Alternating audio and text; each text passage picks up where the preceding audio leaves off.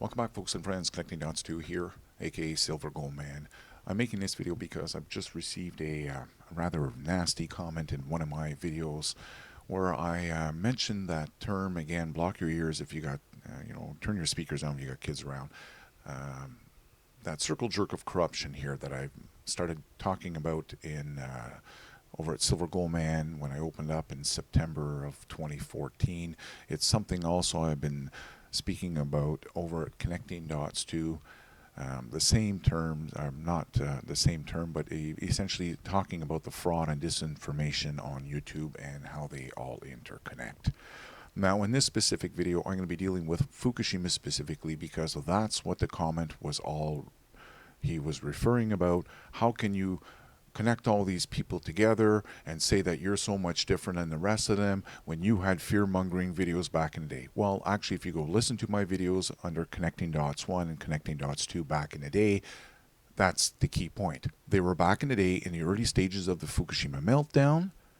So there was a reason to be wary about. If those of you that were tracking this, you remember we had data that came out of the university in Japan. It's talked about how the Fukushima plume was going around the planet in 40-day cycles. I think it was 85% of the plume had dissipated in the first 340 days. I'd have to go double check that. But anyone who was paying attention, you all understood that the key point to be out there with your Geiger counter to catch any type of fallout was in the early stages. Anything that was high was landing on the west coast was in the early stages. That's why in the early days I bought the 2 Geiger counters, went back and forth across Canada. Nowadays, you have someone taking pictures of rocks telling you everything is dead, and I'm showing you, look, it's not dead. I went right up to his hometown. And I'm speaking about this video here, the hour and 8-minute video, because I believe that's why there's so much of this funny business taking place. And I'm making this video so those of you that are new to this, you can really wrap your mind around the term of the circle jerk of corruption, because I've been speaking about Jeff Palco more specifically, more recently. And if you don't know what that's all about, again, Connecting Dots 2 Fukushima, Frauds, Dana Durnford, Kevin Blanche, and Thomas Ackerman.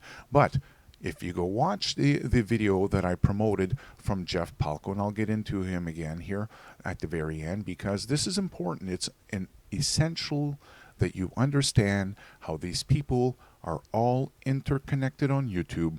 There is fraud. Someone has committed suicide of it over this more recent fraud. They are aware of it. None of them, I repeat, none of the so-called heroes on YouTube will pick up a microphone and even spend 30 seconds to call them out and say, hey, there's major fraud here. These guys have scanned someone who was on a disability for 8 years.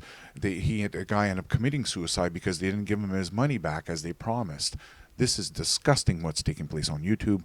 Everyone's turned their back. I'll be the only guy known here, or one of the very few who have spoken out about this fraud, and especially who makes videos like this, what you're about to watch, connecting the dots. It's important that you understand if you're part of a scam or a fraud, or you're promoting people that are part of a fraud or a scam, you should be calling them out. If not, you are accessory to the crime. Correct? You gotcha, Pontiac, right? You are who you hang out with. Well, that's why I've got this shills and disinformation all lined up here. You think anyone on YouTube will make a video talking about Fairwinds Energy, chief engineer Arnie Gunnarsson being chief of what? He's the only damn engineer at Fairwinds Energy. No kidding, he's chief engineer. In fact, he's not even an engineer. He's a newly engineer. He was actually a school teacher. Anyways, I don't want to get off track. What's important here is that we continue connecting the dots on this. And more recently, I've been talking about the Jeff Palco and the fraud here that's taking place. I'll get back to Jeff in a second. What I want to get into is Barnone11970. Now, this YouTuber had gone away. He's back in the bullshit here, and I'm not going to get into all this crap. I've already debunked his Mandela project. It was done in what? One video. I mean, come on. I've exposed the whole Mandela. I still have people leaving me comments almost daily thanking me for making the video. So Barnone doesn't have the brains for it. That's why people come to Connecting Dots 2. They know I got the brains for this. I can figure it out, and I enjoy making the videos. So more recently, like I said, someone left a comment saying, how can you say they are part of it? Well, I'm about to show you. It comes down to their YouTube channel and who they feature. Remember that. It's extremely important, okay? Click on See All. I always recommend click on See All. There you go. So you got a better picture here what's going down, right? All right? Endless Mountain, the guy who's been doing silver charts since 2008, who's never gotten a correct call. That's why he promotes him. Hyper Report, Hyper speak fast and get you all the worrying you want. Does he promote all the other circle jerk of corruption? Traders Beware here on BC. She moved away, won't even dare talk about Fukushima and everything. Okay, well, more specifically, I'm going to go with, I picked out Nina Boo Sexy, whatever. Okay, it doesn't matter who you go pick out, because Traders Beware, I could find the same holes in her channel. It's the circle jerk of corruption on YouTube. So we're going to go to Nina Boo Sexy here, Sanchez, and here on her channel, it's the same thing, you know, the Federal Reserve, blah, blah, blah, blah. It's always about pretending they're a part of it, right? And who does she have? Oh, look at that. Oh, boy, oh, boy. Anyways, you're getting a picture of it now, right? Right? You understand what's going on here? No? Anyways, let's go back to See All, because that's where the juice is. I've been saying it for a long time. Go check out who they promote on their YouTube channel. And as soon as you go there, you can see, Nina, what is she all about? It's the Fraud Squad. Do you think Mary's going to make a video talking about Kevin Blanche and how the people on YouTube are fear-mongering? No, because she makes the fear-mongering videos herself. Ask her when they...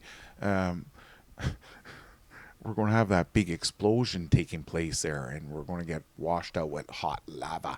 Anyways, I don't want to get off track. What's important is that you understand that Nina Boo Sexy or Barnone11970 and most of just about everyone I happen to find on YouTube, how they all interconnect and all promote each other, this is not by accident. None of them will pick up the microphone and speak out on the fraud that's taking place as far as scamming people in the Fukushima department on YouTube, okay?